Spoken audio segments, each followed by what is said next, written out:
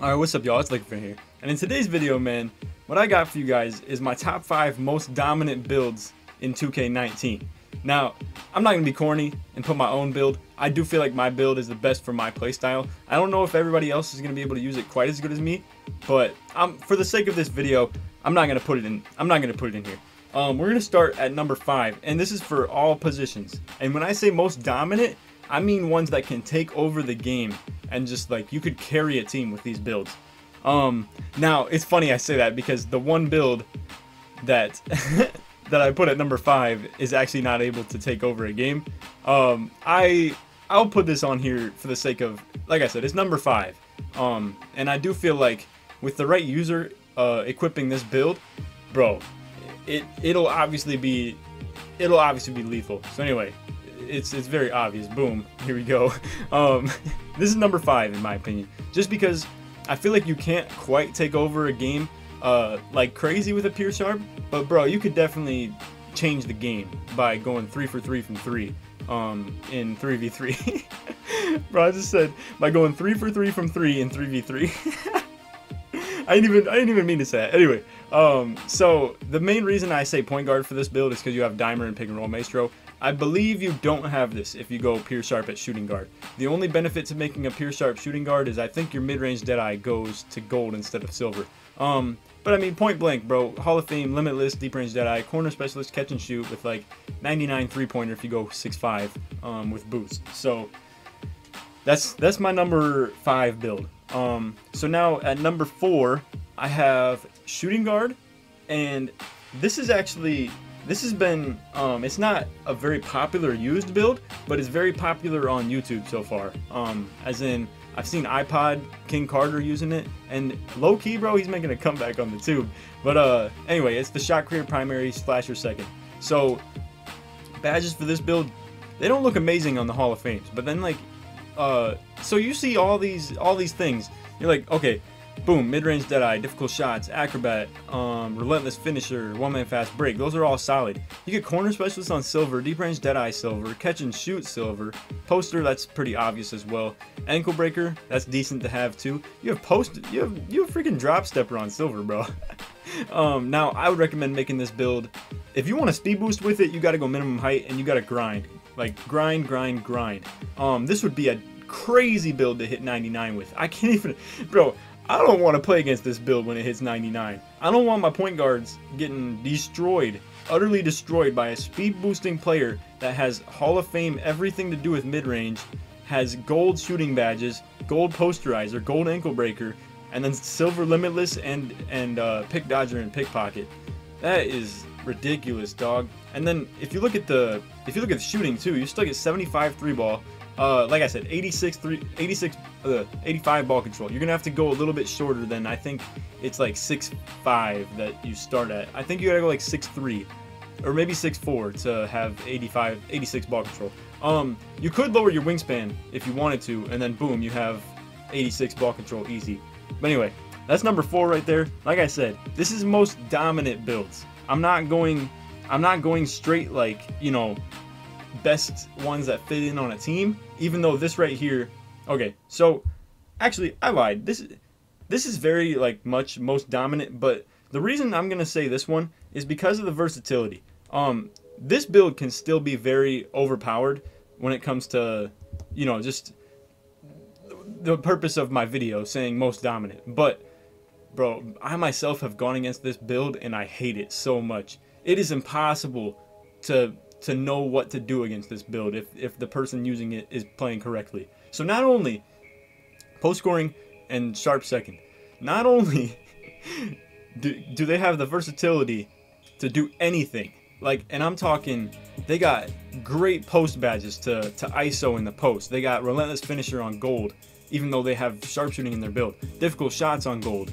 Mid-range Deadeye silver, poster silver. Look at all these badges. Break starter silver, pick and roller. Tireless score is a good one to have as well. But no, pick and popper. Then you got, look at all these, bro. You got hustle rebounder, rim protector, defensive stopper, dimer, putback king, acrobat. Nah, acrobat doesn't matter. Catch and shoot, limitless range on a freaking post score. Corner specialist and deep range Deadeye. Now, if you want to go 7 foot, you could definitely do that and make him a power forward. I'm pretty sure the badges, they do get better as being a power forward. I mean, you lose like the rim protector and stuff like that, but I'm pretty sure you would gain, I'm pretty sure you gain shooting badges and tireless scorer, but you lose brick wall and bruiser a level. I'm not exactly positive if that's how it works, but anyway, like I said, reason that I'm saying this build is one of the most dominant builds in the game. You have every tool in the book that you get to use, bro. 2v2, I feel like there's no match for this build. So much versatility.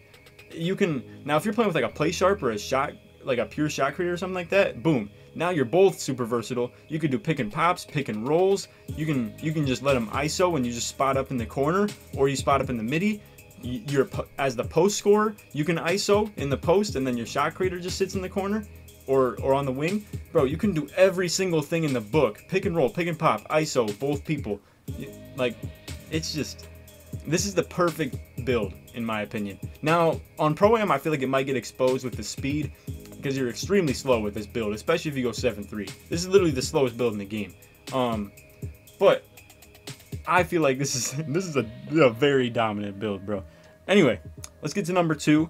Now, reason I have this build at shooting guard is because, like I said, I feel like this is the most dominant way to make the build. What I'm going to say is pure shot creator at shooting guard. This looked like it was going to be one of the most dominant builds from the start, and it definitely is. Like, now it's definitely justified to be the most OP build in the game. You get gold catch and shoot and corner specialist with silver limitless range. You're looking at like play sharp badges here, but you still get poster. You still get dimer on bronze as well as pick and roll maestro, but posterizer on bronze. You get ankle breaker, relentless finisher, limitless range, deep range dead on silver, gold shooting badges in the corner. Free throw ace is still good, acrobat on gold, and then everything to do with shooting mid ranges basically is Hall of Fame. Mid-range deadeye, difficult shots, tireless scorer, even teardroppers I would consider mid-range as well. Now the thing as well with this build, I believe you have to go 6'3" to ever be able to speed boost with max ball control. What you can do though, because you see there's ball control caps, there's like 3 or 4 of them. You could boost your playmaking, and I believe it will get to 86, and you'll be able to do momentum crosses and stuff. Bro, just point blank, this build is so versatile, so good, and the badges are just amazing. You look at the 3-pointers too. You get 15 bars. I believe it maxes the max 3-pointer. You're looking at around an 80-ish, and I mean with gold shooting badges, that's wonderful. That's amazing, bro. Anyway, so now I have, in my opinion, the most dominant build in the game, and that is my Kevin Durant build. That I told y'all to make this too. This is the build I would most recommend at small forward, like uncontested from the start of the game, and I still feel that way too. This build at 6'10" is just wild, dude. I can't believe the versatility this build has. It's just ridiculous. So at small forward, the reason I say this is A, you get to make him 6'10", and then B, the badges, bro. Deep range deadeye, gold. Mid range deadeye, Hall of Fame. Difficult shots, tireless scorer, teardropper. Corner specialist still on gold. Catch and shoot still on gold. You get limitless on silver still. As a small forward, that's very rare. You have to be a pure sharp shot or this build right here. No playmaker sharp, it doesn't work. I'm pretty sure you get bronze for that. Acrobat silver, relentless silver, bro. Posterizer, ankle breaker, de-stopper, like. The list just goes on and on for the badges, but it's not even just that. It's just the ability of this player. You get 83-pointer.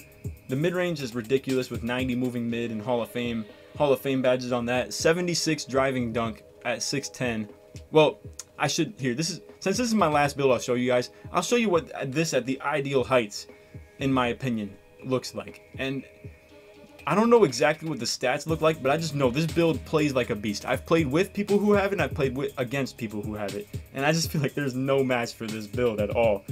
76 driving dunk. You're looking at 87 standing layup, 78 driving layup, at 79 3 ball, 70 ball control. Which when that maxes at that, now you could you could definitely go at a smaller wingspan so that you can get the 70 ball control quicker. Because I promise you, once you have that 70 ball control, boom, you unlock the Jamal Crawford double behind the back moves and stuff like that. You get the exclusive like tier 2 dribbling moves. So for the weight, I would probably just go minimum with this. You don't have enough poster or contact dunk to really like body people. So I would definitely want speed with ball and lateral quickness and acceleration and stuff like that. Strength and box out, I mean, you're 6'10". You'll be all right. Especially if you're going to be playing the 3. Mostly, you're going to want the acceleration and lateral quickness. If you're playing the 4, go like middle weight. But that's just if you're planning on playing Pro-Am. For 3v3, if you're playing the 2, definitely go with like definitely go with the minimum. Okay, so if you go max ball control, you lose a ton of ball control. Well, actually, it's just 2. And then if you minimize it, you only gain 1. So let's find the perfect wingspan for that. So if you lower it by 2 wingspan, you'll get 1 more ball control, which means I feel like you will have to only go through 1 more cap, which I think you guys will value quite a bit more than you really think you will. The open 3 also increases as well. Speed with ball still stays at 74. That was from the weight that increased. But yes, the strength takes a hit if you make a minimum weight.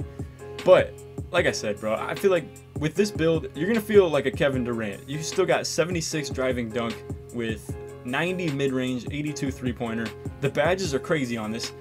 You're still 6'10" with 71 ball control, which means, like I said, you can bust out the Jamal Crawford moves on the behind the backs. You can do the basic size ups and stuff. You will be able to learn how to dribble with this build easily. There's no complications to it. You don't have to learn how to momentum. You don't have to do all that. This is just this is just a super dominant build. I would recommend this. This is number 1 on my list, and I feel like this fits in on any team.